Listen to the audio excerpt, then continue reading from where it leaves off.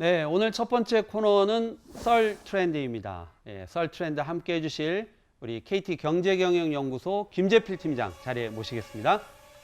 네, 지금 김 팀장님은 안 나오시고 드론이 날라옵니다. 한번 클로즈업으로 자세히 잡아봐 주실까요? 네, 여러분 보이시죠? 이제 오늘의 주제 정확히 알겠습니다. 오늘 주제는 드론입니다. 이 드론 오늘 본격적으로 얘기를 해볼 텐데 그 뜻부터 궁금합니다. 이 드론이 어떤 뜻인가요? 어원이 뭐죠? 이 드론이 영어로 이제 수컷 벌이라는 뜻인데요. 수컷 벌. 예. 벌 예. 중에서도 수컷이다. 그렇죠. 예, 수컷 벌이 나는데 위잉거리는 소리가 나는데 방금 보셨지만은 들어올 때 위잉 소리가 많이 납니다. 이게. 윙이 아니고 윙윙윙 정말 그렇죠. 대단하더군요. 예. 그래서 그 벌이 나는 날개짓을 본따서 이제 드론이라고 하는데요. 일반적으로 저희가 알기로는 이제 무인 헬기, 무인 항공기를 다 통칭해서 드론이라고 하고요. 예, 한국 같은 경우는 헬리캠이라고 예전에 많이 썼는데 네. 요즘은 다 통칭해서 드론이라고 쓰고 있습니다. 네. 왜 이렇게 드론이 갑자기 주목을 받는 건지, 네. 어떤 용도로 활용될 수 있는지 같이 말씀을 부탁드릴게요. 예, 이 드론이 원래는 군사용으로 개발이 됐었는데요. 최근은 아예 상업용으로 많이 활용되고 있습니다. 네. 말씀하셨듯이 방송, 언론뿐만 아니라 최근에는 이제 배송, 그리고 이제 피자 배달에까지 이제 등장하는 그런 시대가 됐기 때문에 많은 사람들이 드론의 활용에 대해서 지금 관심을 모으고 있습니다. 또 사실 이게 조정하기가 그렇게 쉽지는 않겠다 이런 생각도 드는데 예. 어떻습니까? 어느 정도로 그 난이도라고 할까요? 뭐 예. 드론도 종류가 여러 가지가 있겠습니다만은. 예, 이제 큰 드론 같은 경우는 이제 상업용 드론이라서 당연히 그 특별한 자격증이 필요는 합니다. 자격증이 필요로 하다. 예, 근데 제가 방금 갖고 온 이런 미니 드론 같은 경우는 사실 취미용으로 사용하는 거기 때문에 누구나 손쉽게 사용을 할 수 있는데요. 보셨는지 모르겠지만 방금 제가 저걸 조정하는데 아무런 조종기가 없었습니다. 네, 지금 뭐 아까 보니까 스마트폰으로 조정을 하시는 것 같더라고요. 맞습니다. 스마트폰 혹은 스마트 패드로 앱만 다운로드 받아서 조정을 하면 됩니다. 그러면 이론적으로는 너도 나도 드론 조종사의 시대가 열렸다. 이렇게 맞습니다. 얘기를 해도 되나요? 맞습니다. 이 드론을 만드는 회사 네, 굉장히 많겠죠, 이제는. 많습니다. 특별히 그 김 팀장께서 주목하시는 회사 한 군데 정도를 그래도 딱 집어서 네. 한번 소개를 해주신다면요. 뭐 방금 소개드린 이 드론은 이제 어디까지냐면 프랑스의 페러사라는 그 회사에서 만든 민간 드론인데요. 프랑스 회사고요. 예, 프랑스에 대표하는 회사인데 최근에는 미국이나 유럽이 주도하고 있는 이 드론 회사에 도전장을 내밀면서 세계 시장을 주도하고 있는 회사가 하나 있는데요. 네. 드론계 애플이라고 불리는 DJI라는 중국 회사입니다. 이 DJI가 최근에 그 드론 업계에서 선풍적인 인기를 끌어모으고 있는데요. 이유는 간단합니다. 일단 심플하고 혁신적이면서 가격이 쌉니다. 어느 정도로 싼가요? 최근에 나온 그 드론 같은 경우는 $1,000 정도까지 가격이 떨어져서요. 네. 정말 일반적인 소비자들도 손쉽게 드론을 할 수 있는 그런 어떤 레벨까지 떨어졌다고 합니다.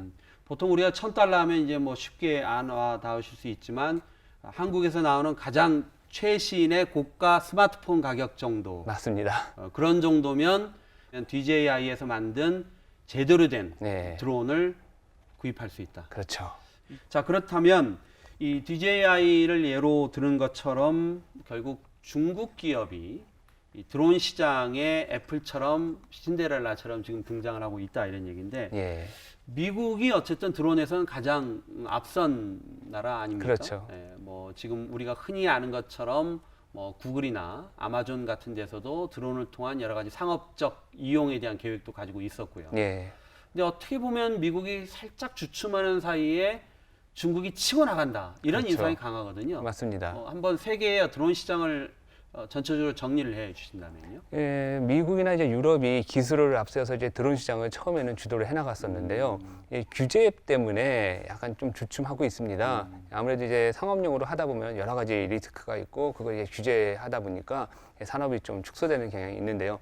그 틈을 타서 중국 업체들이 이제 급성장을 하고 있는데요. 네. 아무래도 중국 같은 경우는 이제 어떤 그 육성 산업이 있다면 대규모 정부 투자가 들어가는 부분들이 있고요. 네. 심지어는 최근에 허난성이라는 그곳에 드론 타운, 드론 마을을 만들어서 아주 전문적인 어떤 드론 그 연구센터라든가 드론 관련 대학을 조성하는 등 드론과 관련된 산업을 육성하기 위해서 정부가 아주 적극적인 투자를 하고 있습니다. 늘 중국을 보면 어떤 정확한 정책 목표가 정해졌을 때 네. 그 투자, 그 다음에 관련된 규제, 네. 또 시장의 형성 이런 부분들이 정말 놀라울 정도로 감히 우리가 따라가기 어렵다라고 생각될 정도로 굉장히 빠르고 효율적으로 진행되는 것을 많이 보거든요. 많이 느껴요. 맞습니다. 참 위협적이다 이런 생각이 드는데 예. 역시 드론도 아예 그냥 한 타운 자체를 드론 타운으로 해서 그렇죠. 집중 육성하고 있다 이런 예. 말씀이시군요. 최근에 보면 아마존이나 뭐 이런 쪽에서 지금 상용화 여러 가지로 미국 내에서 지금 걸림돌이 있는데 예. DHL이라고 이게 독일계 소위 예. 그 뭐랄까 배송 택배 업체죠. 회사죠. 예. 배송 회사죠. 여기에서 지금 정부의 허가를 받고 소포 운송에 나섰다. 네. 이건 어떤 얘기인가요?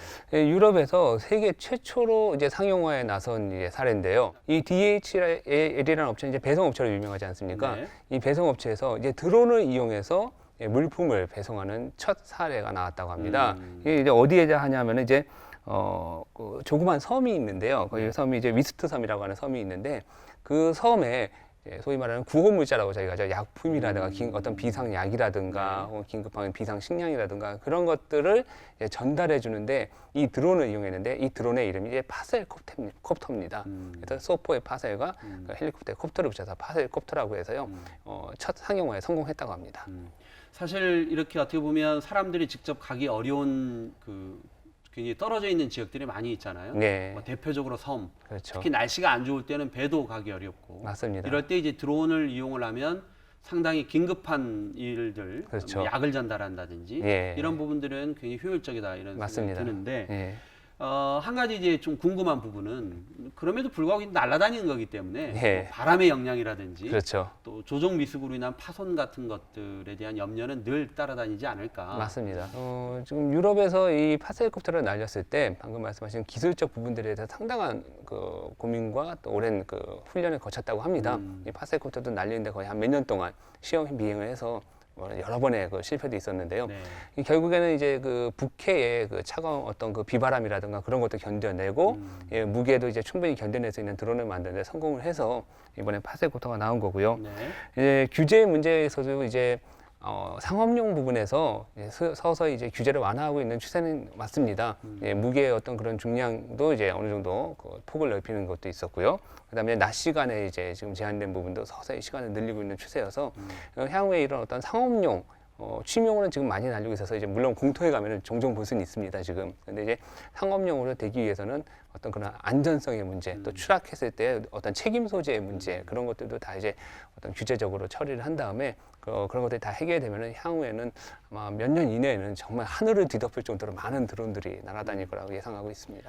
미국이 이제 이런 그런 규제들에 지금 굉장히 골머리를 썩고 있다 이런 얘기들을 많이 듣고 있거든요. 그렇죠. 한 어느 정도까지 허용을 할 것이냐, 예. 어떤 분야에 허용을 할 거냐. 네. 그 다음에 말씀하신 대로 문제가 생겼을 때 책임 소재를 어떻게 물을 거냐. 그렇죠. 뭐 여러 가지 관련 규제에 대해서 누군가는 가이드라인을 만들어야 되는데 예. 아마 드론과 관련돼서는 다들 미국을 쳐다보고 있지 않은가 이런 생각이 들긴 맞습니다. 합니다. 예. 한 가지 궁금한 부분은 역시 뭔가 이렇게 떠서 촬영을 자유자재로 할 수 있기 때문에 네. 적지 않은 분들이 이게 소위 프라이버시, 네. 뭔가 이제 그 개인의 자유를 침해하는 목적으로도 쓸 수 있지 않을까. 맞습니다. 감시의 목적일 수도 있는 거고요. 그렇죠. 아니면 허락하지 않는 촬영을 통해서 예. 뭐 그런 그 동영상들을 유포시킨다든지 네. 여러 가지 가능성들은 여전히 사실 어떻게 보면 소비자 입장에서 걱정되는 부분들이잖아요. 맞습니다. 어떻게 그런 부분들은 해결을 해 나가야 될지요? 네, 일단 개인정보의 문제가 상당히 좀 문제시 되고 있고요. 실제로 이제 드론을 날렸는데, 자기 집 주변에서 드론을 날렸는데, 옆집에서 항의가 와서 드론을 이제 착륙시킨 사례가 있다고 합니다. 자기 집을 뭔가 엿보는 거 아니냐. 그래서 바로 경찰을 불러서 저 드론 내려달라고 하는 그런 사례가 미국에서도 있었다고 합니다. 네. 그럴 정도로 개인정보에 대한 문제가 좀 아직까지 문제시 되고 있기 때문에 이런 부분들을 이제 어떻게 처리할 것인지에 대한 어떤 그런 논의가 좀 필요한 시점이고요. 그다음에 또 이제 개인적으로 촬영한 것을 갖다가 유튜브 같은 공공 어떤 온라인상에 올렸을 때 과연 이것이 옳은 것이냐 혹은 상업용으로 이용돼 악용할 소지가 있느냐 이런 문제 등도 고려를 해서 향후에 어떤 그 컨텐츠 쪽인 접근도 아마 드러내서 많이 연구가 될 것으로 보고 있습니다. 마지막으로 이제 한국에 대한 얘기를 이제 묻지 않을 수 없는데 작년이죠. 2014년 1월에 라스베가스 CES를 갔더니 이미 사실은 이런 드론이 화두였어요. 그런데 그곳에 대한민국은 없었다는 거죠. 좀 아쉽죠. 예. 자, 그렇다면 이 드론이라는 것이 앞으로 굉장히 쓰임새도 많고 성장의 확장 가능성이라는 것은 무궁무진한데 그렇죠. 대한민국의 현주소는 어딜까? 예. 또 우리는 어떻게 이 부분을 풀어나가야 될까에 대한 질문 마지막으로 드리겠습니다. 드론 산업을 봤을 때 한국은 뭐 정말 뭐 드론하고 좀 담을 쌓은 국가냐 했는데 그건 아닙니다. 지금 저희 한국 같은 경우에 이제 드론 기술로 봤을 때 세계 6위라고 합니다. 아, 기술로는 6위다. 예, 기술은 6위고요. 또 최근에는 정말 국내에서 세계에서 봤을 때 세계 두 번째로 수직 이착륙기를 만들 정도의 기술 면에서는 정말 세계 어느 나라에도 뒤처지지 않을 정도의 훌륭한 기술을 가지고 있는데요. 이 문제는 상업용 쪽의 어떤 그 활용 측면에서 규제와 또 여러 가지 다양한 비즈니스 모델 그런 것들이 아직은 정립이 안 됐다는 측면이 좀 클 수 있겠고요. 또 하나 이제 소프트웨어 좀 측면이 아직은 한국이 많이 뒤처진 게 사실입니다. 사실 저 드론 하나를 날리는데 그냥 날리는 게 아니라 저 안에는 많은 그 소프트웨어와 또 이제 그 수직 이착륙에 대한 기술 또 지금은 제가 조종을 했지만 나중에는 무인이 됐을 때 스스로 그렇죠. 인공지능으로 해서 이제 스스로 돌아다닐 수 있는 그런 어떤 기술들이 다 소프트웨어로 이제 구현이 돼야 되는 건데요.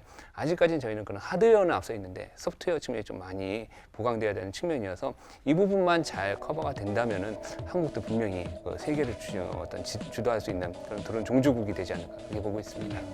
결국 이제 기술 수준에 대비 상용화에 대한 그 속도 예. 이런 부분들이 상당히 좀 느리다는 부분에 대해서는 좀 반성이 있어야 될 것 같고요. 예, 또 하나는 결국 드론도 하드웨어적인 것보다는 자동차 산업이 지금 결국 소프트웨어로 승부를 걸듯이 그렇죠.